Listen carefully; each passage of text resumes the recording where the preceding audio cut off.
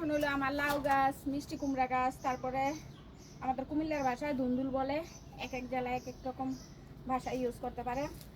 ওই গাছের উপরে বাইতে দিব, একটু রশি লাগাই দিব উপরে।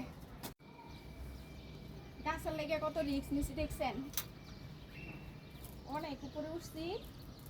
এখন গ্রাম হইতো গাছের ডালপালা, তারপরে বাঁশ গাছের ডালপালা এগুলাতে বাইতে দিলে ভালো, কিন্তু ওইটা তো আর সম্ভব না, দুইটা মনে হয় লাগবো। কেচি হইলে ভালো হইতো, কারণ আমি কাঠমুখি দিয়া দাঁত দিয়া কি হইব।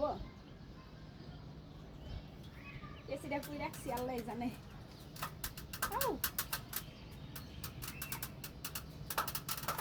সব ধরনের সবজি লাগাইছি আমি ছাদে।